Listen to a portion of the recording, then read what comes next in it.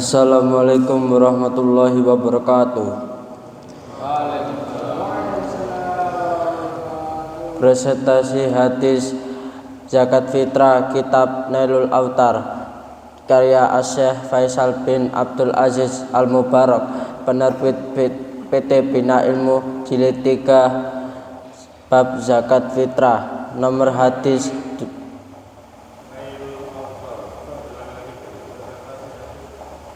Presentasi hadis zakat fitrah kitab Nailul Autar karya Asy-Syaikh Faisal bin Abdul Aziz Al-Mubarak, penerbit PT Bina Ilmu Jilid 3 bab zakat fitrah, nomor hadis 2087.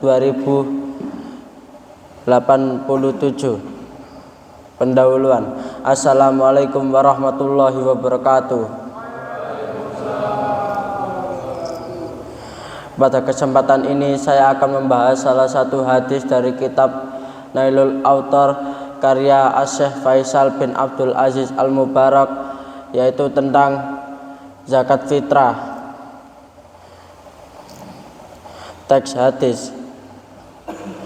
Wa an Abi Sa'idin qala kunna nuhriju zakatal fitri sa'an min ta'amin aw sa'an min sa'irin aw sa'an min tamrin aw sa'an min aqitin aw sa'an min zabibin, yang artinya, dan dari Abi Sa'id ia berkata, kami biasa mengeluarkan zakat fitrah satu sak makanan atau satu sak gandum atau satu sak keju atau satu sak kurma dan atau satu sak kismis. Hadis riwayat Bukhari dan Muslim.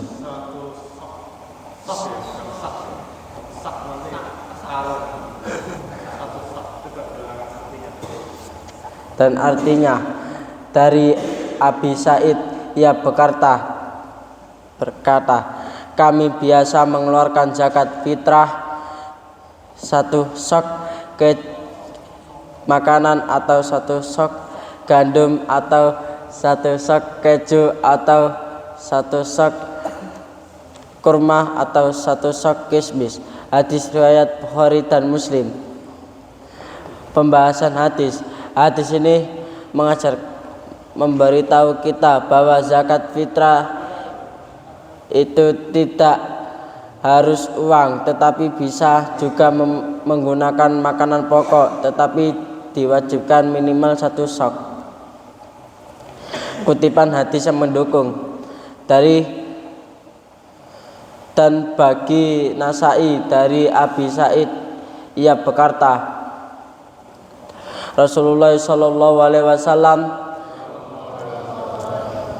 mewajibkan zakat fitrah sebanyak satu sok dari makanan atau satu sok dari syair atau satu sok dari kurma atau satu sok dari keju. Kesimpulan, jadi kita diwajibkan oleh aturan agama kita untuk mengeluarkan zakat fitrah jika kita sudah memenuhi syarat dan rukun-rukunnya. Akhirul kalam. Wassalamualaikum warahmatullahi wabarakatuh. Terima kasih atas presentasinya, mudah-mudahan dapat bermanfaat bagi kita semua. Peserta yang selanjutnya yang akan disampaikan oleh ahlinya Bupati, kepadanya dipersilakan.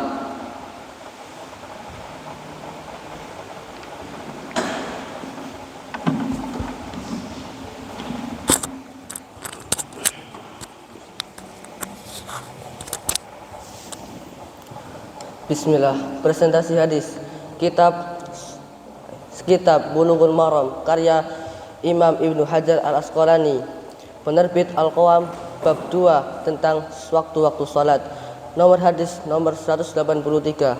Pendahuluan. Assalamualaikum warahmatullahi wabarakatuh. Pada kesempatan ini saya akan membahas salah satu hadis dari kitab Bulughul Maram karya Imam Ibnu Hajar Al-Asqalani, yakni tentang waktu-waktu salat. Teks hadis. Wa an ibni Mas'ud radhiyallahu anhu qala qala Rasulullah sallallahu alaihi wasallam afdalul a'mali salatu fi awwali waqtiha. Rawahu Tirmidzi wal Hakim wa sahhahahu wa asluhu fi sahihaini. Dari Ibnu Mas'ud radhiyallahu anhu, ia berkata bahwa Rasulullah sallallahu alaihi wasallam bersabda,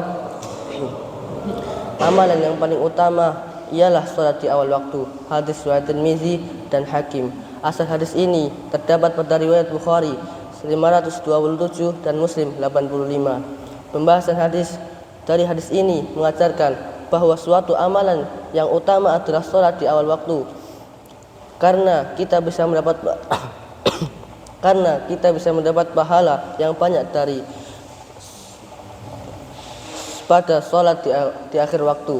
Kutipan hadis yang mendukung dari Abu Hurairah radhiyallahu anhu, ia berkata bahwa Rasulullah sallallahu alaihi wasallam bersabda, barang siapa yang telah mengerjakan 1 rakaat salat subuh sebelum matahari terbit, maka ia telah mendapatkan salat subuh.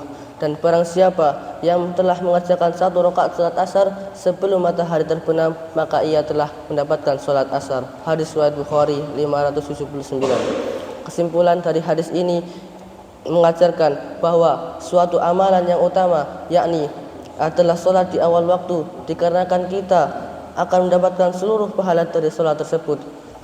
Seperti yang disebutkan dari hadis di atas, bahwa barang siapa yang mengerjakan salat subuh sebelum matahari terbit atau di awal waktu, maka ia akan mendapatkan salat subuh tersebut. Mungkin hadza minni tawajjutu minni astaghfiru minkum katsiran wa assalamualaikum warahmatullahi wabarakatuh.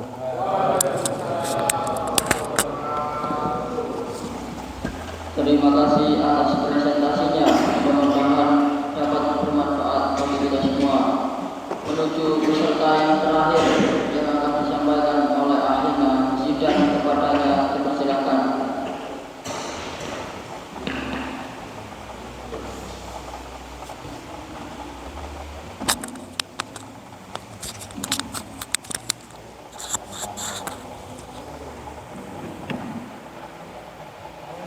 Presentasi tafsir agungnya kalimat basmalah, kitab tafsir Ibnu Katsir, penulis Al-Imam Abu Fida Ismail Ibnu Katsir Ad-Damaski, penerbit Sinar Baru Al-Gazindo, jilid 1, halaman 79, surat Al-Fatihah ayat 1. Pendahuluan. Assalamualaikum warahmatullahi wabarakatuh. Pada kesempatan kali ini saya akan membahas tentang agungnya kalimat basmalah yang saya ambil dari kitab tafsir Ibnu Katsir yang dikarang oleh Ibnu Katsir pada jilid 1 halaman 79. Teks ayat: A'udzubillahi minasyaitonirrajim. Bismillahirrahmanirrahim. Bismillahirrahmanirrahim. Pembahasan tafsir. Dari Jabir ibnu Abdullah menceritakan, ketika turun ayat Bismillahirrahmanirrahim, seluruh awan lari ke arah timur, kemudian lautan-lautan menggelora. Pada saat itu juga seluruh hewan mendengarkan dengan telinga-telinga mereka. Kemudian setan dirajam oleh Allah. Lalu pada saat itu juga Allah bersumpah dengan kemuliaannya dan keagungannya bahwa sekali-kali tidak, jika setiap perbuatan diawali dengan bismillah, melainkan Allah pasti akan memberkahinya.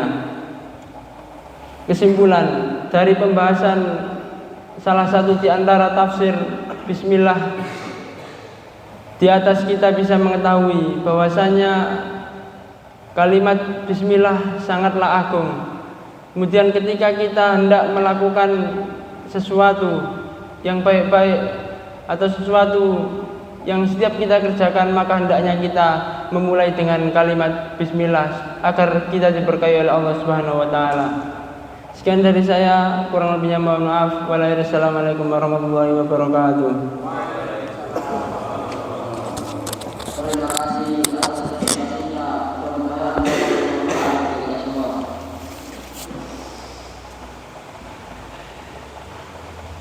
menuju acara yang ketiga, yakni acara pengumuman jumlah lain kepada peserta pembicaraan. Satu tambahan dari saya, minggu kemarin itu semuanya bagus-bagus semuanya. Nah ini agak lemes nih ya. Menghafal itu 80% antum akan paham yang antum sampaikan. Kalau antum tidak menghafal, akhirnya nanti tidak paham juga yang antum sampaikan, gitu ya. Apalagi sudah bacanya terbata-bata juga. Akhirnya kan tidak tahu berhentinya komanya di mana, titiknya di mana, jadi ngambang gitu. Waktunya titik bablas saja, akhirnya bingung para nanti ya. Jadi saya harap besok dari Selasa Rabu itu semuanya dihafal yang wajib dihafal, seperti presentasi yang minggu kemarin.